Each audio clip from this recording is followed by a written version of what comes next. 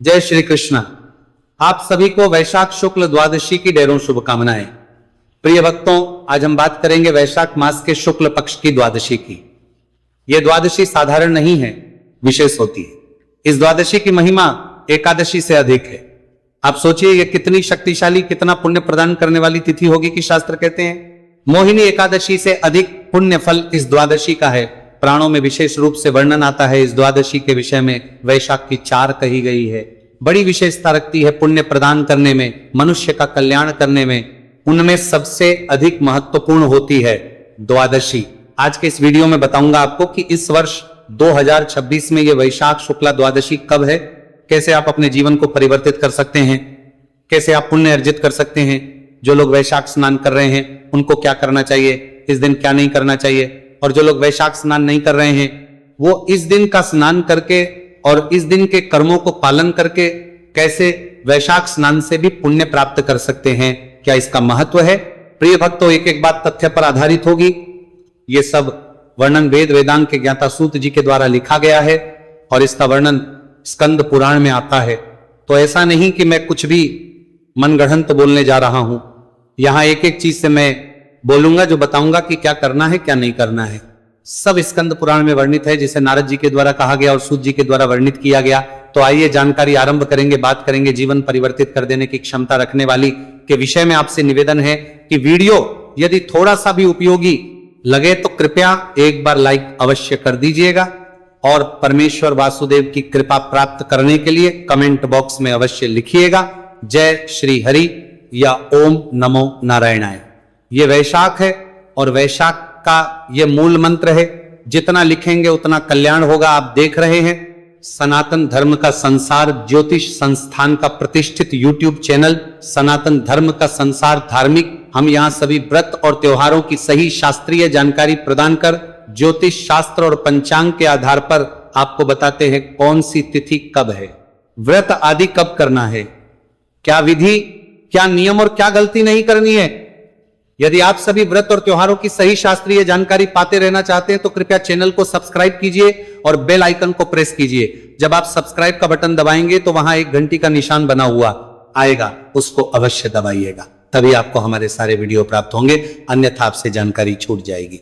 आइए अब बात करते हैं बड़ी महत्वपूर्ण तिथि वैशाख शुक्ला द्वादशी की। देवर्षि नारद राजा अम्बरीश को सुनाते हुए बताते हैं कि हे राजन, वैशाख मास के शुक्ल पक्ष का 12वां दिन अत्यंत ही पुण्यदायी है और सभी प्रकार के पापों का नाश करने वाला है। और कहते हैं कि यदि लोग द्वादशी का पालन नहीं करते, अर्थात द्वादशी के दिन के जो धार्मिक अनुष्ठान होते हैं ना, धार्मिक अनुष्ठान चाहे भगवान के पूजा के कार्य हो, जो आगे मैं बताने वाला हूं कि द्वादशी को क्या करना चाहिए, उसका नहीं करते तो दान पुण्य तपस्या उपवास धार्मिक अनुष्ठान यज्ञ और सार्वजनिक उपयोगिता के जितने भी अनुष्ठान किए हो, आपने मान लीजिए वैशाख में आपने इतने पुण्य किए हो या और पूरे जीवन में इतने पुण्य किए हो, उन सब का कोई लाभ आपको प्राप्त नहीं होता। कहते हैं कि ये सब किसी काम के नहीं। यदि आपने द्वादशी के दिन नियमों का पालन नहीं किया तो द्वादशी के दिन के जो विशेष आदेश हैं भगवान के करना चाहिए। द्वादशी के दिन कैसे आप इसका पुण्य लाभ ले सकते, कुछ कर्म बताए गए हैं, सारे नहीं तो कुछ तो किए जाए। किन जो मनुष्य कुछ भी नहीं करता, द्वादशी के दिन वो मनुष्य अपने बाकी के किए हुए पुण्यों को भी खो देता है। इसीलिए इस वीडियो को ध्यान से देखिए प्रिय दर्शकों और ध्यान से समझिए। अब मैं बताता हूं कि द्वादशी के दिन क्या करना चाहिए, क्या लिखा है और क्या बताया गया है। सबसे पहला जो बताया है देवऋषि नारद के द्वारा वर्णन आता है कि हरि के इस दिन के दिन सुबह का स्नान, सुबह का जो पवित्र स्नान है ना, बहुत महत्वपूर्ण है कि सुबह अगर आप पवित्र स्नान करते हैं तो ये पवित्र स्नान आपको गंगा के किनारे पर 1000 गायों का दान करने जितना पुण्य दे देता है। अर्थात जितना पुण्य फल आपको 1000 गाय दान करने से मिलेगा, वो भी गंगा के किनारे पर, उतना पुण्य फल केवल आप इस दिन सुबह स्नान कर लेंगे उससे प्राप्त हो जाएगा। अब प्रश्न उठता है पंडित जी स्नान कैसे करें, स्नान की विधि क्या होनी चाहिए। देखिए, सबसे उत्तम यदि आप किसी पवित्र नदी पर स्नान के लिए जा सके, गंगा जा सके, त्रिवेणी जा सके, यमुना जा सके, बहुत अच्छा है। लेकिन यदि कोई नहीं जा पा रहा है तो उसको अपने घर पे स्नान करना चाहिए। लेकिन घर पर गंगा जल युक्त जल से स्नान कीजिए। नहाने का जो पात्र है, जो भी बाल्टी आदि जिसमें भी आप पानी भरते हैं, उसको अच्छे से साफ कीजिए उसमें पहले गंगा जल डालिए और उसके बाद उसमें शुद्ध जल भर लीजिए, फिर आप उसे हर हर गंगे बोलते हुए स्नान कर लीजिए। ध्यान दीजिएगा, ये जो स्नान है ये परम कल्याणकारी है। स्नान करेंगे भगवान का मंत्र जपते हुए, भगवान का कोई भी मंत्र हो सकता है, वो आप ओम नमो नारायणाय आए बोलिए, ओम नमो भगवते वासुदेवाय बोलिए, हरे कृष्ण बोलिए, हर हर गंगे बोलिए, पर कुछ ना कुछ बोलते हुए आपको स्नान करना है। तो प्रातः काल का स्नान प्रथम कार्य है। और यह कब करना है? सूर्योदय से पहले। अब प्रश्न उठता है जी सूर्योदय, क्योंकि मेरे पास बहुत प्रश्न आते हैं बहुत सारे जगह के, पंडित जी हमारे यहाँ सूर्योदय कब हो रहा है पता नहीं, क्योंकि बहुत दूर दूर प्रांतों में लोग रहते हैं। तो मैं बता दूं आपको कि अगर आप कहीं उत्तर भारत में रहते हैं या पश्चिम भारत में रहते हैं तो सूर्योदय इन प्रदेशों में 5:30 से पहले तो नहीं होने वाला है। तो आप एक टाइम लेके चलिए। अगर आपको अपने क्षेत्र का सूर्योदय का समय नहीं पता है तो आप समय लेके चलिए कि लगभग 5:30 से पहले आपको स्नान लेना है। और फिर भी अगर आपको एक्यूरेट जानकारी चाहिए तो कमेंट बॉक्स में अपना शहर का नाम लिखिएगा, मैं प्रयास करके आपको वहां पर आपके शहर का, आपके क्षेत्र का, इस दिन का सूर्योदय का समय बता दूंगा। ये कार्य सबको करना है, जो कार्य सबको करना है वो देते हैं, और वो कार्य सबको करना है जो कार्य सबको करना है। मेरी माताएं, बहनें, भाई बंधु वैशाख स्नान कर रहे हैं ना, उन्हें भी करना है और बाकी सबको भी करना है, क्योंकि ये पुण्य बहुत अधिक है। अभी बताया ना कि जो ये स्नान कर लेगा तो 10,000 गाय गंगा के किनारे पर दान करने का पुण्य फल प्राप्त होगा। अब मैं बताता हूं दूसरा कार्य। ये जो दूसरा है ना, ये आपको करोड़ों ब्राह्मणों को भोजन कराने का पुण्य देने वाला है। आप सोचिए, थोड़े से चावल के दान से आप करोड़ों ब्राह्मणों को भोजन कराने का पुण्य प्राप्त कर लेंगे। देखिए, करोड़ों ब्राह्मणों को भोजन कराने की क्षमता ना आपकी होगी ना मेरी होगी। हो सकता है हमारे कुछ ऐसे दर्शक हो जो बहुत बड़े अधिक पैसे वाले हो, उनकी हो भी सकती है, पर करोड़ों ब्राह्मणों को भोजन कराना आसान कार्य नहीं है और सबके बस की भी नहीं है। पर यह जो कार्य आगे मैं बता रहा हूं, द्वादशी तिथि पर यदि किया तो शास्त्र कहते हैं, देव ऋषि नारद के द्वारा कहा गया है कि ऐसा मनुष्य इस कार्य के द्वारा करोड़ ब्राह्मणों को भोजन कराने का पुण्य प्राप्त करता है। नारद जी कहते हैं कि राजन, यदि वैशाख मास के शुक्ल पक्ष के 12वें दिन पक्का हुआ चावल दिया जाए तो अर्पित किए गए चावल का प्रत्येक टुकड़ा 1 करोड़ ब्राह्मणों को भोजन कराने के बराबर पुण्य देता है। एक टुकड़ा, सोचिए आप चावल दे रहे हैं, पक्के हुए चावल अर्थात बने हुए चावल दे रहे हैं, आप किसी को दान में ब्राह्मण को दे रहे हैं, तो उस एक चावल का जो टुकड़ा है ना, वो करोड़ ब्राह्मणों को भोजन कराने जितना पुण्य दे रहा है। फिर आप तो एक कटोरी भी देंगे तो सोचिए कितने करोड़ हो जाएंगे। तो इसीलिए इस दिन आपको पका हुआ चावल अवश्य ही ब्राह्मण को खिलाना चाहिए या दान देना चाहिए। अब बात करता हूं तीसरा कार्य जो आप इस दिन कर सकते हैं और बड़ा ही पुण्यदायी है, बड़ा सरल है, कोई मेहनत भी नहीं है। देव ऋषि नारद कहते हैं कि यदि वैशाख मास के शुक्ल पक्ष के 12वें दिन के साथ तिल के बीजों का एक बर्तन दान किया जाए तो वह सभी बंधनों से मुक्त हो जाता है और विष्णु के लोक में सम्मानित होता है, अर्थात वह परम पद प्राप्त करता है। मुक्ति नहीं, देवताओं के जैसा सम्मान उसका होता है। भगवान विष्णु के लोक में करना क्या है? केवल शहद के साथ तिल का दान करना है। बर्तन तिल ले लीजिए, शहद ले लीजिए और वह दक्षिणा रख के ब्राह्मण को दान कर दीजिए। द्वादशी आपको परम पद की प्राप्ति होती है। इतना पुण्य इस इतने से दान का है। सभी कार्य करने कब है, किस दिन करने, किस समय पर करने, इसकी जानकारी भी मैं आगे आपको प्रदान करूंगा। पहले सभी कार्य इस दिन के जान लेते हैं, क्योंकि इनमें से कुछ ना कुछ प्रत्येक व्यक्ति को करना चाहिए। और मैं यहां आपसे अनुरोध करूंगा कि आप इस वीडियो को अधिक से अधिक लोगों के साथ शेयर कीजिए। आपके परिवार के लोग होंगे, आपके बेटे बेटियां जो भी होंगे, मित्रगण होंगे, सबके साथ शेयर कीजिए। यह सबको बताइए। लाभ इसका यह होगा कि उन तक जानकारी पहुंचेगी तो वो भी इसमें से कुछ ना कुछ कर्म करेंगे, क्योंकि आप उनकी एक प्रकार से सहायता कर रहे हैं। देखिए, आपके द्वारा जब ये जानकारी उनको प्रदान की जाएगी, एक तो से आपको हरि की कृपा प्राप्त होगी, भगवान नारायण की कृपा प्राप्त होगी, क्योंकि वैशाख मास में हरि की जितनी भी कथाएं हैं या भगवान विष्णु की भक्ति से संबंधित जो भी पौराणिक जानकारियां हैं, अर्थात जो पुराणों में वर्णित है, उनको अगर आप किसी को भी बताते हैं, उसकी जानकारी, उसका प्रचार प्रसार करते हैं, तो नारायण की परम कृपा आपको प्राप्त होती है वैशाख मास में। और ये तो बड़ी जानकारी है। इससे तो आप उस व्यक्ति का एक प्रकार से भला कर रहे हैं। देखिए, प्रत्येक मनुष्य कोई ना कोई मंगलिक अवश्य करता है, कोई ना कोई शुभ कार्य, धर्म पुण्य का कार्य अवश्य करता है। पर यदि उसे ये पता ही ना हो कि अगर उसने इस दिन ये कार्य नहीं किए तो पिछले उन कर्मों का भी कोई लाभ प्राप्त नहीं होता, तो फिर ये तो आप उसकी सहायता करेंगे जानकारी बता के कि भाई छोटा सा काम इस दिन भी कर लीजिए, और ऐसा कोई कार्य नहीं है जो यहाँ बताया जा रहा है जो किसी के लिए कठिन हो, या ये कहें किसी को पैसा खर्च करने की अधिक आवश्यकता हो, बड़ा ही सरल है, बहुत धन की भी आवश्यकता नहीं है। तो जितना हो सके सबको इसके विषय में बताइएगा, मैं आपसे यही अनुरोध करूंगा।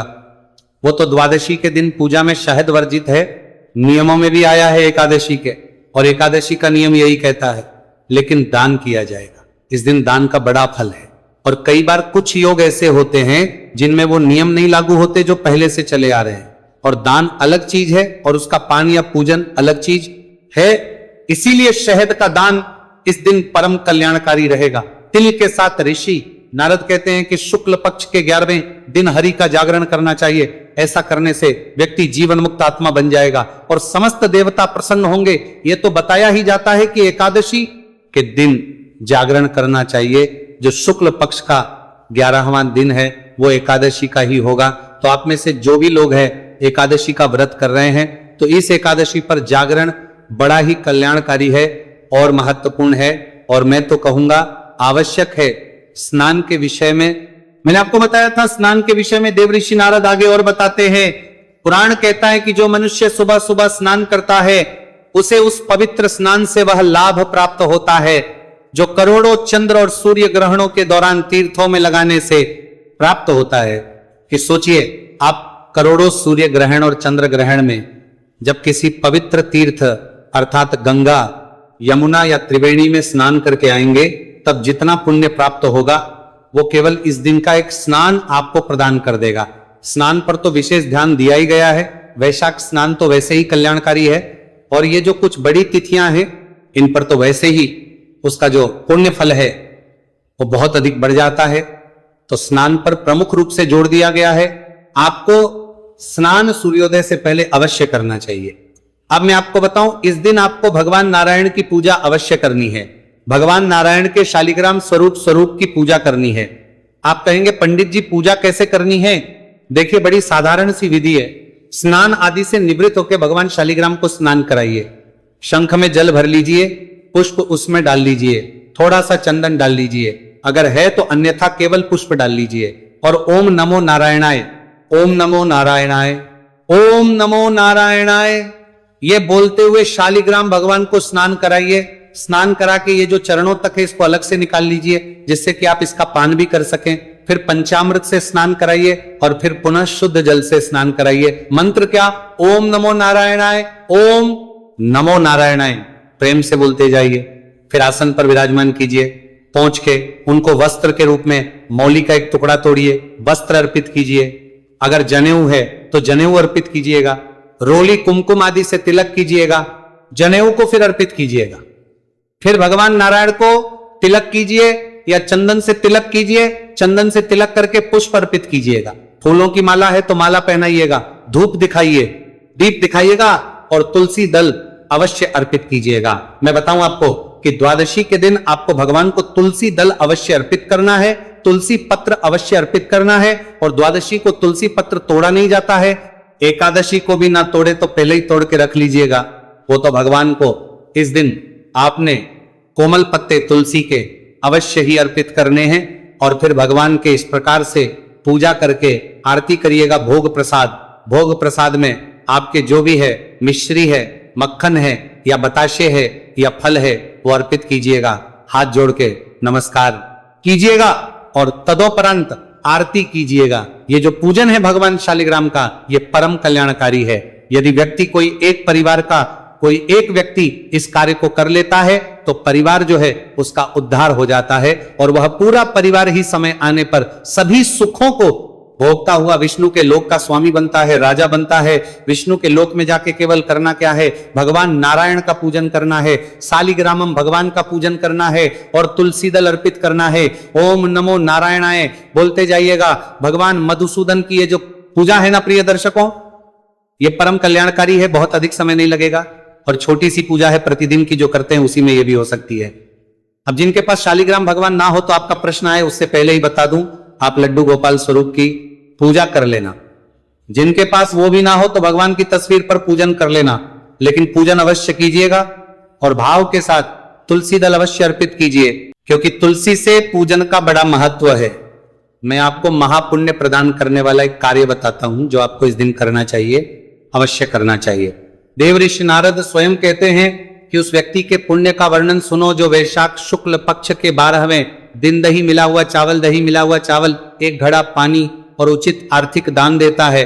ब्राह्मण को दही मिला हुआ चावल दीजिएगा, या नहीं संभव हो तो चावल अलग और दही की एक डब्बी या दही का पैकेट दे दीजिएगा, साथ में एक घड़ा पानी का और आर्थिक अर्थात कुछ ना कुछ द्रव्य राशि। तो ये तीनों कीजिए, और तीनों ना कर पाए तो जितना हो पाए वो कीजिए, जिससे चावल और दही दान दिया जा सके। वो चावल और दही दान दे तो जल का भरा घड़ा दान दे सकता है, तो वो उस घड़े को दान करें। और जो ये भी नहीं कर पा रहा, केवल दक्षिणा द्रव्य दक्षिणा दे सकता है, तो वह धन का दान करे, पैसों का दान करे, परंतु करना अवश्य है। और जो तीनों चीजों का दान कर सके बहुत उत्तम है। इस दिन भगवान मधुसूदन को दूध से स्नान कराने का भी बहुत अधिक है। तो यदि आप पंचामृत से नहीं स्नान करा पाए तो खाली दूध से भी, कच्चा दूध, उबला हुआ नहीं, कच्चे दूध से भी भगवान को स्नान करा सकते हैं। देवऋषि नारद कहते हैं कि जो इस द्वादशी के दिन शालिग्राम भगवान का दान सिंहासन सहित ब्राह्मण को करता है, आज सभी पापों से मुक्त हो जाता है और अपने साथ साथ अपने पितरों का भी उद्धार कर देता है, अपनी पीढ़ियों का भी उद्धार कर देता है। शालिग्राम भगवान लाइए सिंहासन के साथ, उसका दान एक ब्राह्मण को कीजिए, और जो दूध से स्नान कराता है उसे राज सूर्य यज्ञ और अश्वमेध यज्ञ करने के जितना पुण्य प्राप्त होता है। मैंने आपको जो भगवान शालिग्राम का पूजन है ना, जो बताया है, इसमें मैंने पंचामृत से भी स्नान बताया है, शंख में जल भर के भी स्नान बताया है। इन सब का अलग अलग वर्णन भी आता है पुराण में कि आप केवल जल का स्नान कराएंगे तो ये पुण्य प्राप्त होगा, आप पंचामृत से स्नान कराएंगे तो ये पुण्य प्राप्त होगा, स्नान ये पुण्य प्राप्त होगा। मैंने आपको पूरा पूजन बता दिया है। यदि मैंने जो पूजन बताया है वो पूरा पूजन आपने लिया तो ये परम कल्याणकारी हो जाएगा, क्योंकि आपको अथाह पुण्य की प्राप्ति होगी, अनगिनत पुण्य की प्राप्ति होगी। और यहां एक बात बताऊं, नारद जी कहते हैं, पुराण कहते हैं, शास्त्र कहते हैं कि इस वैशाख द्वादशी पर किया गया पुण्य अक्षय प्रदान करता है, अर्थात ये जो पुण्य कभी क्षीण नहीं होता। जैसे अक्षय तृतीया पर आपने कोई दान किया होगा, उसका पुण्य कहा गया है अक्षय, वैसे ही इस दिन पर किया गया दान अक्षय पुण्य देने वाला होता है और आपकी पीढ़ियों का उद्धार करने वाला होता है। इस दिन संभव है तो अपने पितरों के निमित्त श्राद्ध तर्पण कीजिएगा। श्राद्ध तर्पण परम कल्याणकारी होगा। कहते हैं कि आपको अपने पितर को तृप्त करना चाहिए। कैसे करेंगे? बहुत साधारण सी विधि पहले भी मैंने बताई है गीता के 7वें अध्याय के द्वारा, कि एक लोटा लीजिए तांबे का, उसमें थोड़ा सा गंगा जल भरिए, शुद्ध जल भरिए और तुलसी का पत्ता डालिए, आसन लगाइए, दक्षिण दिशा की ओर मुख करके बैठ जाइए और उसके बाद गीता का 7वां अध्याय सुनिए या पढ़िए। पूर्ण करने के बाद उसका पुण्य अपने पितरों को अर्पित कीजिए, साथ ही उस जल से तर्पण कीजिए। ये सारी विधि मैं आपके लिए गीता के 7वें अध्याय के वीडियो में अपलोड करता हूं कि कैसे आपको संकल्प करना है, कैसे पुण्य पितरों को अर्पित करना है और कैसे तर्पण करना है। तो उस वीडियो का लाभ आप अवश्य लीजिएगा। ये पितृ तर्पण भी आपकी पीढ़ियों का उद्धार करता है, आपके पितरों का उद्धार करता है। अब अंत में आपको कुछ दान बता देता हूं जो इस दिन करने चाहिए आपको। जल से भरा घड़ा दान करते हैं, परम कल्याण मिलता है। वस्त्र दान कर सकते हैं, अन्न दान कर सकते हैं। धन दान की महिमा सदा रही है तो आप धन दान कर सकते हैं, रूप पे पैसे दान कर सकते हैं, जल दान, अन्न दान। वैशाख में पहले भी बहुत आया है। फलों की अगर बात करें तो गन्ने के रस का दान कीजिए, शीतल पेय है, वैशाख में बड़ी महिमा है। अंगूर का दान कीजिए, आम का दान कीजिए। ये फल है जो इस दिन के दान के लिए बने हैं। ब्राह्मण को गन्ने का रस भगवान नारायण के निर्मित पिला दीजिएगा, ये भी इस दिन के लिए परम कल्याणकारी है। भक्तों, ये दिन आपके 7 पीढ़ियों को उतार सकता है। ये दिन आपके पूरे परिवार का उद्धार कर सकता है, आपके घर लक्ष्मी का वास करवा सकता है और ये दिन आपके सभी पापों का कर सकता है। बहुत बड़ा दिन है और फिर कहूंगा कि एकादशी से भी अधिक महत्वपूर्ण दिन है जिसका वर्णन शास्त्र कर रहे हैं। मेरा कार्य था आपको बताना, आगे इसका लाभ लेना ना लेना वो आपका है, आपकी मर्जी है, जैसे आप चाहें वैसे कर सकते हैं। अब आपके ऊपर है कि आपको क्या करना है। जितना हो सके शेयर कीजिए, जिससे कि अधिक लोग जो है इसका लाभ ले पाए, कि ऐसी जानकारियां हर कोई प्रदान करता नहीं है और हर किसी के पास पहुंच भी नहीं पाते। बात करेंगे अंत में कि यह कार्य करना कब है। प्रिय भक्तों, द्वादशी तिथि सूर्य के मुख से रहेगी 28 अप्रैल को, और को ही ये सभी कार्य आपको करने हैं। जो इसका व्रत करता है उस व्रत की महिमा भी अनुपम है, तो आप इस द्वादशी का व्रत भी कीजिएगा जिनके लिए संभव है, क्योंकि एकादशी का व्रत भी आपका रहेगा। आप जिनके लिए द्वादशी का करना संभव है वो अवश्य करें, क्योंकि इस व्रत का पुण्य एकादशी के व्रत से कम किसी भी सूरत में नहीं। स्नान प्रातः काल होगा। पूजन के लिए इसमें विशेष समय की आवश्यकता नहीं, क्योंकि यह पूरा दिन बड़ा उत्तम है। वे यदि उत्तम चौघड़िए के अनुसार आप पूजन करना चाहें तो 10:15 से और 12:15 के बीच में रहेगा। भगवान सब पर कृपा करे। हरे कृष्णा।